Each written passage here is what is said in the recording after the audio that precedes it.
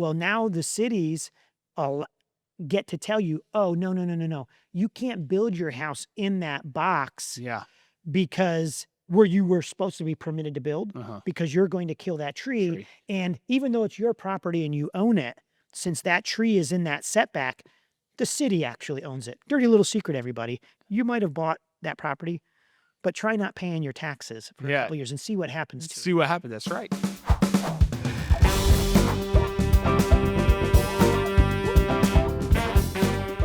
Hey, welcome back to Building Brews and BBQ. In today's episode, me, Vince Longo, and Oh, shoot. Hold on. I'm Nathan, but I forgot my product placement. All right. There we go. Much I just better. wanted y'all to know. That's the brews portion. That's the brews portion. And what Nice. is my brew? What isn't it? It's always Miller Lite. Miller Lite. I see you've changed yours Yeah, again. I'm doing the Heineken today. Feels like a Heineken kind of day. It does? Yep. Yeah. It's the German in me coming out. I'm wondering, hey, if anybody if anybody knows of works for Miller Lite, connections with Miller Lite, get me in touch. Would love a sponsorship. I digress. You'd wear that Miller Lite cowboy hat I saw you had. I know. Gosh, your wife tells me stories. Boy, Mhm. praise the Lord. So we're back in our series, kind of getting to the end and wrapping up the first real big phase that's Yep. important to our listeners before shifting to the construction, physically building their house. And this is our series, The House That Wisdom Built. Yeah. And so in this kind of coming to the end, we're going to go over one of the most boring, annoying, bamboo under the fingernails Yeah, I don't topic that I- we've got to talk about. I don't want our listeners' ears to bleed, but they might. Yeah, They might. We're talking about permits, inspections, and red tape, Yep. baby. Yep. It's I know working through our system, we're trying to get better with our process of bring these customers in. And as we've talked about from the beginning of this series through, I mean, you can hear how connected we are to the customer and how connected we are through the process. This part of the process, when we go into inspections, go into permits, inspections though too, but that's in the construction series. But we go into permits and we're trying to find a better way to hone our process to where it doesn't feel like there's a complete disconnect from our customer, because that's what it feels like. We do all this work, we do all this budgeting, we do all this design, we get all this stuff going, then we got to go fight the red tape at the municipalities. And our customers are like, is there anything we can do? Can we help? It doesn't feel like we talked to you guys in a while. Are we starting? Do you know? And the answers are no to almost all of that. No, you can't help. No, we don't know when we're going to start. No, we don't know when they're going to be done, getting us through the red tape. It's a very unfun process for the customer. And it does feel like we get disconnected because we're fighting red tape at the municipalities. Yeah, it's a maze. It's a maze that you've got to try to work your way through. And if you've ever gone to one of those corn maze things that they call, I don't know. I come to this T. Do I go left? Do I go right? You go right, and all of a sudden you're back to where you started. Yeah, that's right. That's permitting. Yeah. And, and to our listeners that are from around the country, obviously, permitting is going to be different Mm-hmm. for different people in different municipalities around the country. There's different requirements, red tape, Mm-hmm. bureaucracies we Yep. got to deal with. Oh boy, we love bureaucracies. Ours is And it gets worse and worse. and ours every is year. different than yours. Like for me complaining, it's hard for me to complain when I get to listen to Vin's. You're Oklahoma, I'm Atlanta. Yeah, Oklahoma. It's nothing like Vin's, but it's also in our market nothing like it was 15 years ago. That's right. It's nothing like it was 3 years ago. Yeah. Every year it gets more and more difficult to get something permitted.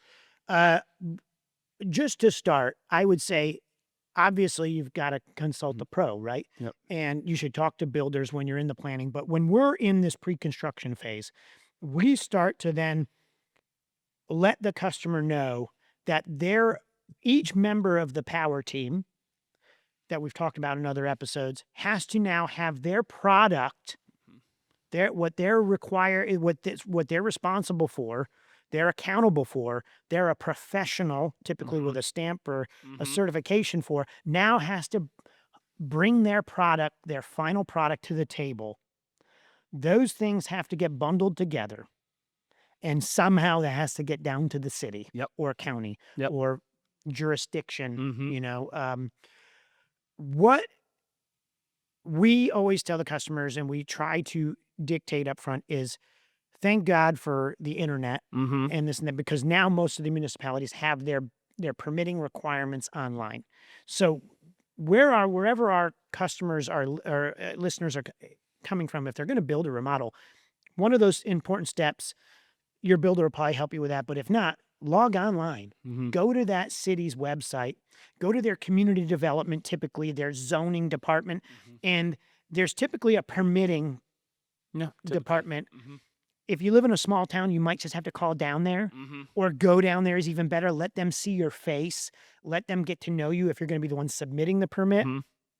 But even not, what I find is people in that permitting office, even if you're not the one permitting it, and I'll tell you why we don't. Little hook, keep paying attention, why we don't submit permits. But if still good for those people down there that are taking it, the people that are taking it in and bringing it into intake are the ones that are probably going to be reviewing it. And so if they are familiar with your face, your address, why this is important to you, and I always recommend homeowners do it if they have the time. Yeah. That's a tough one, especially in Atlanta. You might get shivved or shot going down there.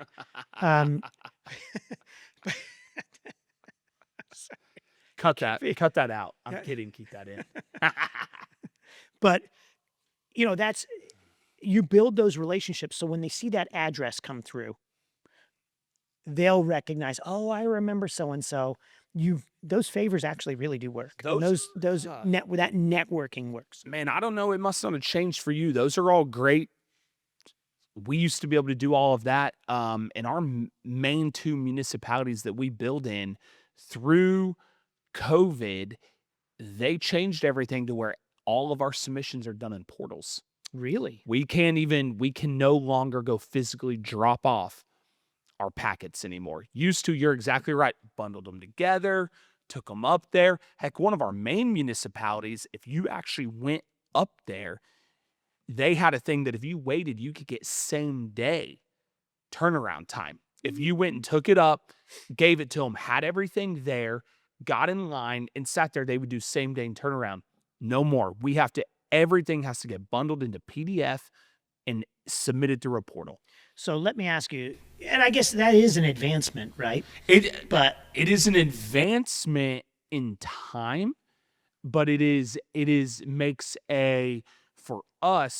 a colder, harder process. Because what you were saying was 100% right. We built rapport in the main municipalities we built in, and that's one of the sells as a builder that we were able to give to customers on our side is we can get through the permitting process. We know the people up there. We have conversations with them. We bring them donuts, things like that.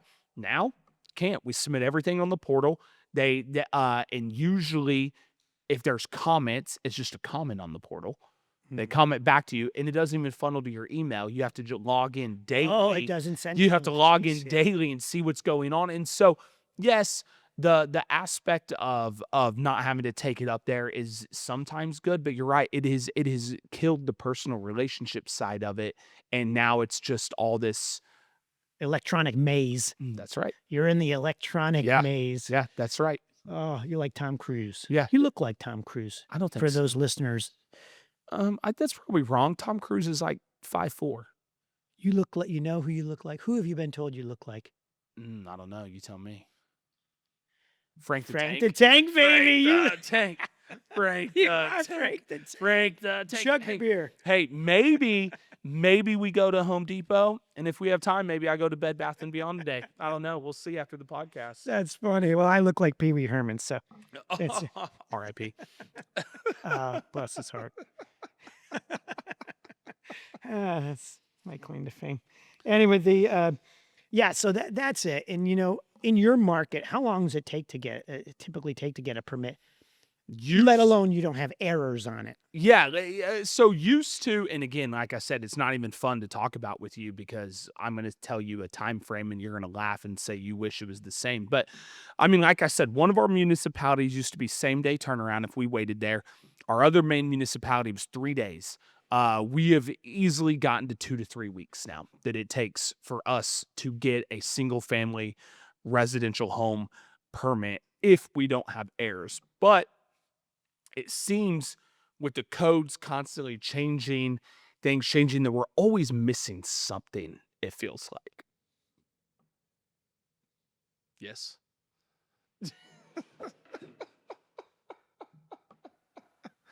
uh we're not gonna help him. Go ahead and is it because it Did takes you just say it's horrible if it's 3 weeks? Yeah, it's super bad, and customers are mad. Customers get angry. Yeah, I know. We're lucky in Atlanta, city of Atlanta, if it's 3 months. For a single family residential permit. Yes. They'll lie and they'll say, oh, you can get it in 3 weeks, 4 weeks. No, each department pushes it out to the max. Then they always find something and they send it back, and then you have to get it addressed. It's 3 months. I tell my customers, this is 12 weeks. Yeah. Anything less than that, we're really Lucky. crushing it. Yeah. But that's amazing. That sounds like a dream. I'm assuming it's the same for you too in this process that we want to educate the listeners is, man, us as the builders, we didn't go anywhere, and maybe we need to do better inside of our processes of just updating them weekly. But from my side, it's hard to I don't know what to update you. It's still in permitting. Yeah. Still in permitting.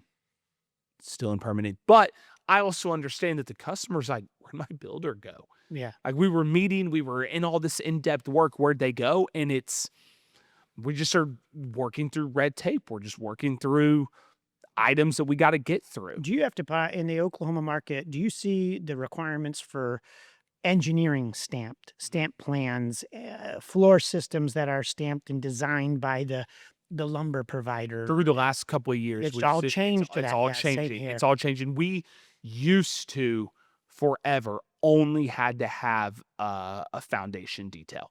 That was it forever. That was all that we had to turn in with the permit. It is completely different now. It's a foundation detail. It's shear wall detail. It's tall wall details, floor system obviously details. Site plan.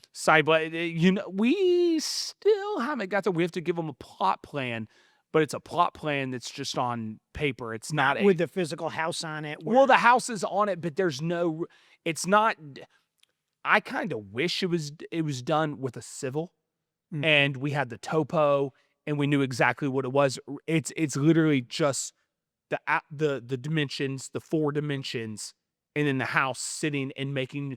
All they're really checking in our municipality is, are we inside the build lines, and are we outside of the easements? That's right. And so the build lines are basically that dimension or that box. We call it the build box. Yep. On the lot within what are called the setbacks, which are like, it ranges. Right. It could be 15 feet on the sides. If you're on a main road, it could be deeper on the front. If you're on a corner, it's deeper on the front and the major road side. And ours are subdivision driven. Yeah. And that is all what we've talked about in the past is the homeowner needs to go to the city, or the builder needs to tell them up front, and the architect's going to do this anyways. In the civil, they're going to put it on the site plan. But they get all that from your local zoning officials because they also review the plans. Are you within the compliance of the zoning? Something that happens in Atlanta, and it might happen in some of our listeners' towns, is Atlanta wants to be the city amongst the trees, right? Their goal is a 50% canopy just because they feel like they have to beat Charlotte. And it's a different city. Charlotte's a different city, different layout. And I don't know why they have it in their thick skulls. Yeah. They've got to beat them. But their goal is to be the city amongst the trees. And what drives us a little bit crazy is they continue to create these tree ordinances, because that's the other part to permitting is, have you checked all of your ordinances? Because we check all the setbacks, things like that, the civil stuff. But then there's the dirty little layer secret that I want all of our listeners to understand. There are ordinances that aren't going to get picked up by the civil guy, Mm-hmm. your engineer. You just have to know it and find it and spend that time down there and analyze what is the city council and the county municipalities doing to change this. So, for example, in Atlanta, trees, we just talked about it. They love trees. They constantly try to get tree ordinances changed through attorneys that the city hires. Dirty little secret. We know it. And try to keep pushing these regulations. And what it does is it constantly evolves.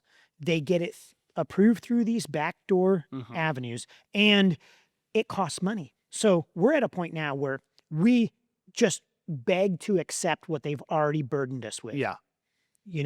And then they try to change. Like right now, we pay $100 per inch of tree we remove from that site. Okay.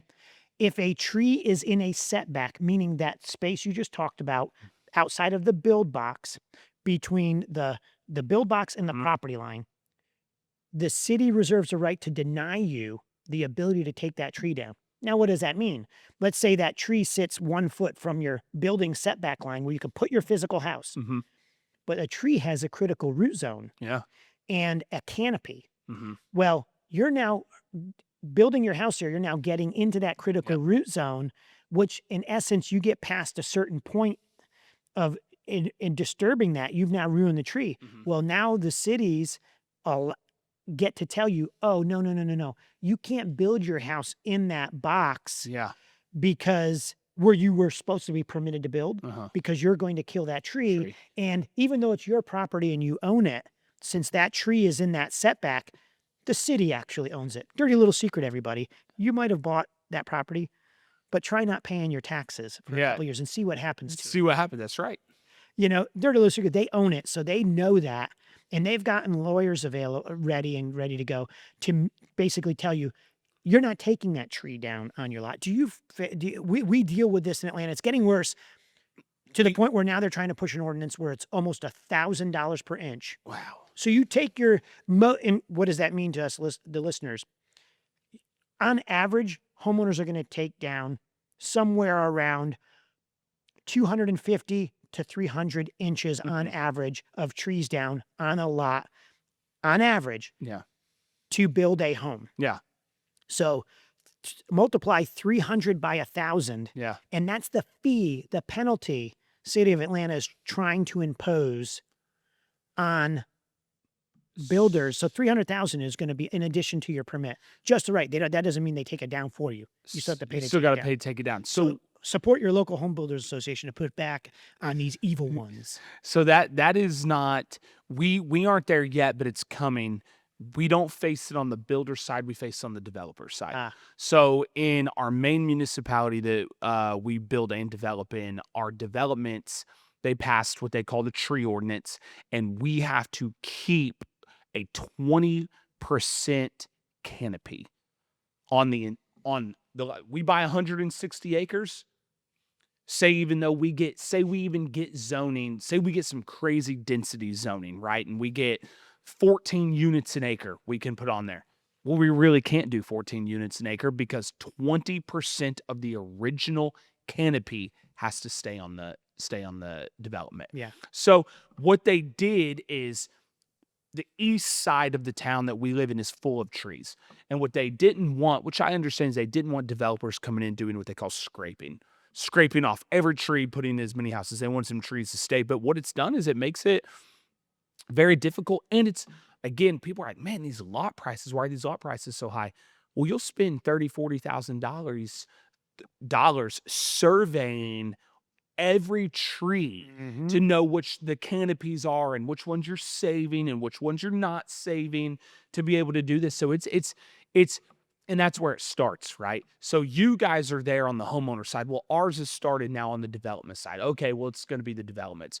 Well, you know what's next. Oh, yeah. Once they hit the developers, it moves to the builders. So once they do the builders, and it ends up ultimately coming to the homeowner. That's right. And so and listen, we're not saying we're enemies of trees, right? Yeah. We love trees. I love trees. Yeah, but of course. you've got to let these homeowners that, like our listeners, be able to utilize at least the building box on their We property? we build where we build because of the hills and trees, right? Oklahoma is known to be flat. You've been and you visited me. Where we live is not flat with no trees. Yeah. We love it there for the trees, agreed. But then sometimes you're right. It's like we're making it impossible to build. Yeah. We can't build, or that much more expensive That's to right. build, which I always find funny is every municipality, they love talking about affordable housing. That, oh, we got to have more. You builders, you're out there getting rich. You're not building affordable housing. And we need more affordable housing while retroactively adding in things that make it harder, more time consuming, more expensive. Yeah, and well, because what people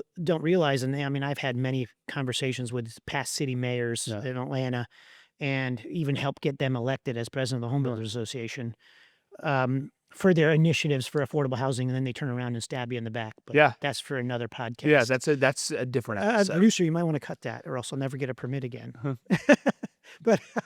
But that you're exactly right. And what happens is they have these, they'll tell people one thing in an election cycle, and then they'll immediately do the opposite. They'll make it more expensive. Yeah. They'll tell, in Atlanta, we've got all these areas that keep getting regentrified, rebuilt, because there's a lot of people moving to the Atlanta redevelopment. So you get Miss Sally that's owned her home on the west side of Atlanta for 60 years. And growth is going there, right? At least in the past, growth going there meant that price would come up. Miss Sally now had an option to sell that property for a really good profit to the next buyer, whether it be a builder or a homeowner, and be able to go to wherever she wants to go, right? In retirement. Now, with these new ordinances, zoning, tree, everything, now Miss Sally, that's had this beautiful oak tree in her front yard that's now 60 inches in diameter, which you would normally think is an unbelievable asset, and add value to the property, now is a liability, and it's made the property worthless. Yep. And now the city of Atlanta does not know what to do. And we see this happening across the country. And now poor Miss Sally is stuck. Can't get it. Because I'm not buying it. I can't get rid of the tree. The new ordinance says no. If not, that tree costs me $60,000 to remove. Potentially. Yeah. Not today. Today it would be $100 per inch, so that's $6,000 for the tree instead of $60. But it's coming. It's coming. Those days are coming, and I get it. But it's we went on a diatribe, right? But I think our biggest point here is, listeners, do your diligence, talk to your builder during this pre-construction phase, because there are probably costs that you might not even know about, or limitations that might affect your design of the home physically, your lot design, your costs.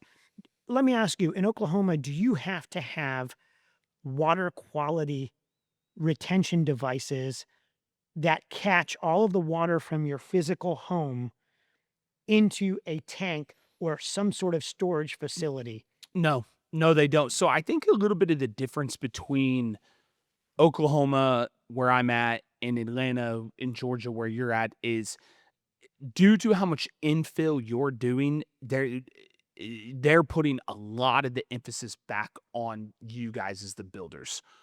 What we see where we are is there's a lot of development. So a lot of the stuff you're doing as a builder, that gets put on the developers. So all the water catching, all the things due to the subdivisions, all the retention ponds, where the water's draining, how it's going to drain there, the developers are dealing with the majority of that burden, because we're going out and buying raw land, developing it. And so we're getting way more burden on the developers. The water burden is way more pushed onto the developer than it is. So your lot costs are higher. Yeah. Because of that. Because of that. Yeah. The lot costs are, and definitely in our main municipality, definitely in that, because somewhere in the 70s, as we know, the 70s were the Wild West. The 70s, houses were flooding in our main municipality. It was like, this will never happen again. And so every rule and regulation that comes down is trying to defend against that, which is good. It's just the more and more there are, the more and more expensive the lots come. That's right. And I'll go and say, hey, north of Atlanta, the outside of the perimeter in those counties, they're still called the metro, but they're 30 miles out, 40 miles out. Yeah. The developers are still responsible for that. Mhm. And so that's good clarity for our listener because I'm talking about infill homes. You're talking about infill. Yeah, Yep. infill lots within the city limits, tear downs, things like that. And I just want to make sure that they know that. And what do we mean by that? Well, we'll spend anywhere from $25,000 to $50,000 on these systems. And what are these systems? Well, it catches every ounce of water from your roof through the gutters. The gutters go down into very detailed leaf filters. It catches the water. It gets rid of the leaves. They go into not your little black flexible pipe, the cheap stuff you get rolls at Home Depot or your local landscape supplier. It goes into has to go into PVC pipe, schedule 29 or 40, the thick, like you would use for plumbing in your house. Yeah. But outside, to catch all that water, it all has to go and get directed into pits. Yeah. And these pits either have what are called flow well systems, where it's tanks that let the water out, not directly to the soil. It has to be like a pig in a blanket where it's got stone around it, and then filter fabric so the outside dirt doesn't get in and clog up your stone. And it's just wild, right? That is wild. Inspection ports so the cities can come around and inspect it, charge you maintenance fees and things like that if you don't maintain your system. Yeah. And then you have houses of different elevation, like we talked about topography. So you might need two of these systems, one in the front, one in the back. Then all of a sudden you can't put your pool in. Yeah, because you got no place to put it, and you can't let the overflow. So it's like one of these things that intentions are always good with regulation and zoning. But it's the burden that gets put on the homeowner, the builder, or the developer. And so we say all that. Let's land the plane that it's important for the homeowner and the listener to ask those questions ahead of time, because it may affect your budget. Yes. And in the case of permitting, the time frame. Yes. Budget meaning the cost of installing the systems. Budget meaning the professional fees from the engineers to design these systems. And also the amount of extra time it's going to take in permitting to have these examined by the municipalities. And guess what? The dirty little secret is you never pass all the way through once. They're going to find some reason why they don't like that leaf catch, and they want this model number. And why? Reinspect fees. Reinspect fees and delays, so they don't, because they're busy and they need to, because they're understaffed. They need to go work on something else. And they know that if they reject it, it goes back to you, and it's going to take 10 days, and they get to start the clock again. I.e., 3 months to get a permit. Yeah, that's right. So, the deal is what yes, it's a diatribe that we went on, but the whole point is to inform the listener of this is what your builder's dealing with. And no matter the municipalities you're in, we're all fighting something. And we are fighting on behalf of the homeowner. That's right. And no, during this stage, there can feel like a disconnect from your home builder because you were so intertwined in pre-construction. Then it goes into permitting. Sometimes there aren't updates to give. What's the update? Still with the city. Do you know where at the city? No. Do you know who has it? No. Because they haven't updated the portal. Yeah, because they haven't updated the portal. Whatever it is. And so it's a process that's funky. It's a process that's weird, and really what we're trying to do is inform listeners. And sometimes the information we're giving them is nothing to act on. It's just informing them to, when you get to this stage with your builder, this is how it's going to go. That's the difference between me and you. You're calling that informing the listener. Yeah. I call it a horror story. It's because I'm like shell shocked right now. Yeah. Like I think I just wet my pants. We'll get that fixed up. Yeah. It's just crazy. So, okay. So we get it submitted. We pay the fees. We finally get that permit. What a celebration, right? Yeah. Let's go one step further. Because I believe in horror stories. Yeah.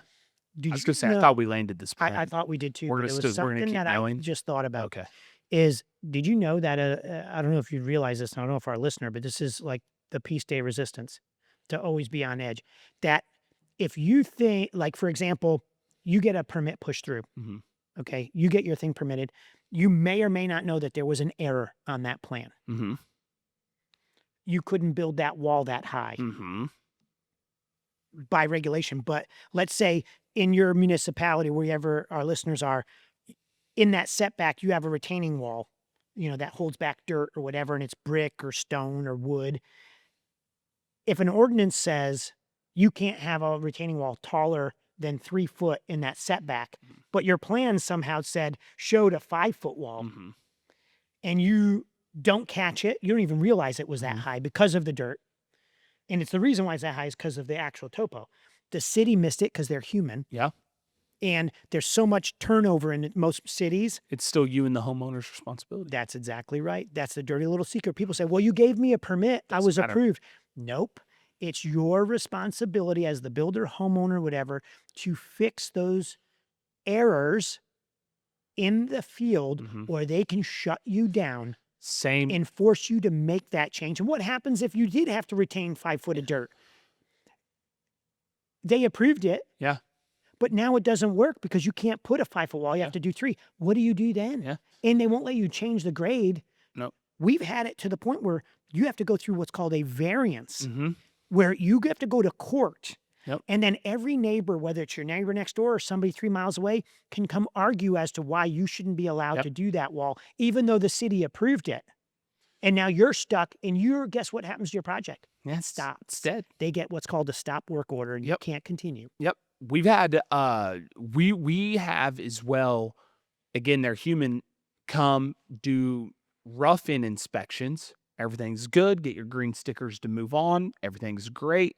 Come do final inspections. Fail something that wasn't caught at rough-in inspections that now is almost impossible to fix. And same thing, but you gave us a permit. This was on the plans. You didn't catch it then. We went through rough-in inspections. This was installed. You gave us green stickers to move forward. Now we're at the end and you won't give us CO. Correct.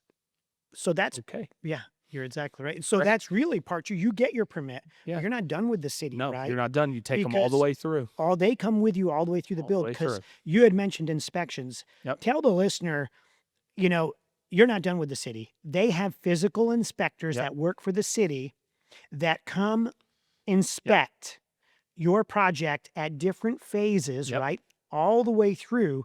One, tell the listener what they're checking for, and 2, when those typical inspections, because you said the word rough. Yep. Rough inspection. I don't think some of our listeners might not know. Well, they what that- won't know because we're not there yet. And I'm not going to get too deep into this because this will be a whole nother episode. Yeah. Inspections will be a whole nother episode, but they come with you all the way through on certain inspections. And what they're looking for depends on the municipality. To be honest with you, it's all municipal driven because and in some of ours, which is hilarious, it's not even municipal. Our municipalities aren't even cohesive enough. It's inspector driven, which is always super enjoyable. Oh, yeah. They get So- to interpret code. They interpret code differently inside the same municipality. And depending on which inspector you get, they're going to look at different things. So it's always a moving target. And when we get into the construction side, we'll have an entire episode on inspections. And I think that it'll blow people's hairs back. I think so too.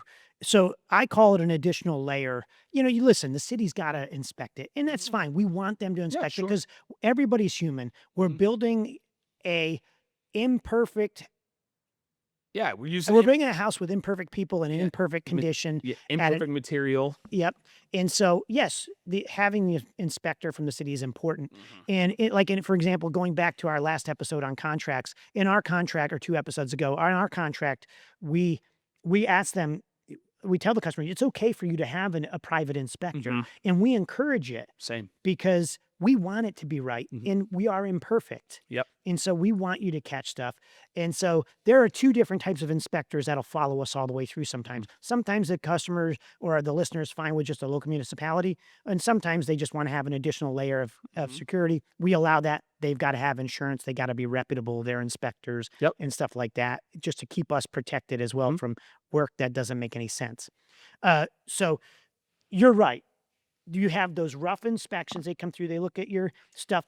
I call it the inside of the wall stuff, whether it's inside your foundation walls, the steel, under your slabs, Mhm. um, inside your framing, your electrical, HVAC, plumbing, mechanicals, all the insulation. And then you have what are called the first set is all your roughs. You got to pass all that before they'll let you cover the walls with your sheetrock and stuff like that, and go to we call it the flip in the schedule. Is the construction phase, is the finish phase. Yep. And that's when everything goes on after. And then you have your finish inspections all the way through. Yep. To the last inspection will be the certificate of occupancy, or also called CO. Yep. In some other municipalities in different parts of the country, will call it something different. But you call it a CO, or It's CO. It's a CO there. And that basically says it confirms everything's been inspected, approved, passed, and this qualifies for life safety. Yep. That they're sure that somebody won't ordinarily die without some mischief happening. That's right. And here's your certificate of occupancy. You can now move into the home and occupy the home. So that's kind of the inspection process.